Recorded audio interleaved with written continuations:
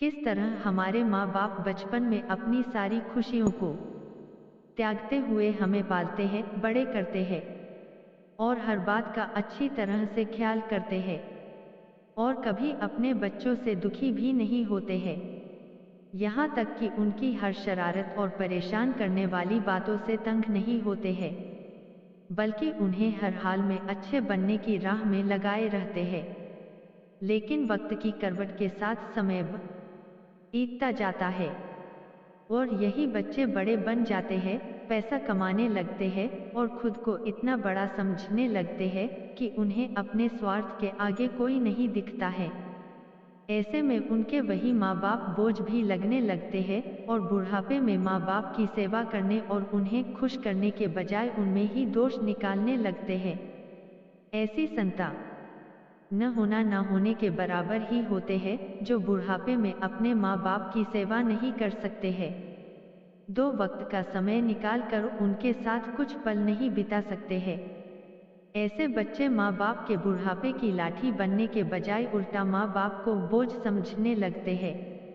एक 80 वर्षीय व्यक्ति अपने 45 वर्षीय उच्च शिक्षित बेटे के साथ अपने घर में सोफे पर बैठा था। अचानक उनकी खिड़की पर एक कौवा बैठ गया। पिता ने अपने बेटे से पूछा, यह क्या है?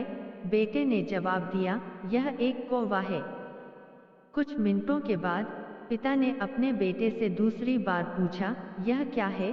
बेटे ने कहा, पिताजी, मैंने अभी आपको बताया, यह एक कौवा है। थोड़ी देर बाद बूढ़े पिता ने फिर से अपने बेटे से तीसरी बार पूछा, यह क्या है? इस समय बेटे के स्वर में कुछ जलन महसूस हुई, तब उसने अपने पिता से झुंझलाते हुए बोला, यह एक कौवा है। थोड़ी देर बाद पिता ने फिर से अपने बेटे से चौथी बार पूछा, यह क्या है? इस बार बेटा अपने पिता पर चिल्लाया, आप मुझसे बार बार एक ही सवाल क्यों पूछ रहे हैं? हालांकि मैंने आपको कई बार बताया है कि यह एक कौवा है, क्या आप इसे समझ नहीं पा रहे हैं? थोड़ी देर बाद पिता अपने कमरे में गए और एक पुरानी डायरी लेकर वापस आए, जिसे उन्होंने अपने बेटे के जन्म के बाद से बना कर रखा था। एक पेज खोलकर उन्होंने अपने बेटे को उस पेज को पढ़ने के लिए कहा। जब बेटे ने इसे पढ़ा तो अपने किए कृत्य पर बहुत शर्मिंदा हुआ। डायरी में लिखा था, आज मेरा 3 साल का छोटा बेटा सोफे पर मेरे साथ बैठा था। खिड़की पर एक कौवा बैठा था। मेरे बेटे ने मुझसे 23 बार पूछा कि यह क्या है, और मैंने उसे 23 बार जवाब दिया कि यह एक कौवा था। मैंने उसे हर बार प्यार से गले लगाया और उसने मुझसे 23 बार फिर से वही सवाल पूछा। मुझे इस बात से बिल्कुल भी चिढ़ नहीं हुई, जबकि छोटे बच्चे ने मुझसे 23 बार पूछा, यह क्या है?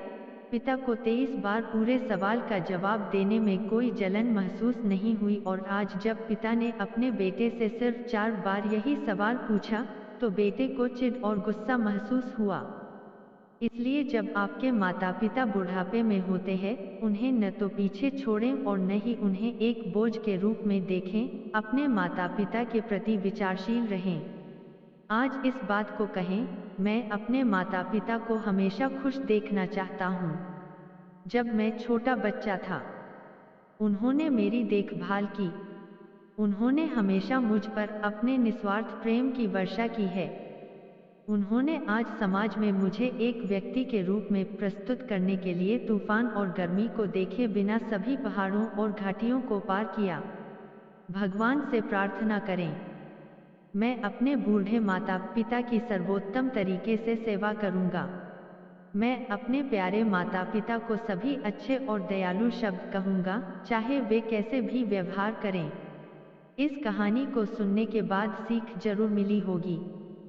तो आपको यह कहानी कैसी लगी कमेंट में जरूर बताएं। वीडियो को लाइक शेयर और चैनल को सब्सक्राइब करें।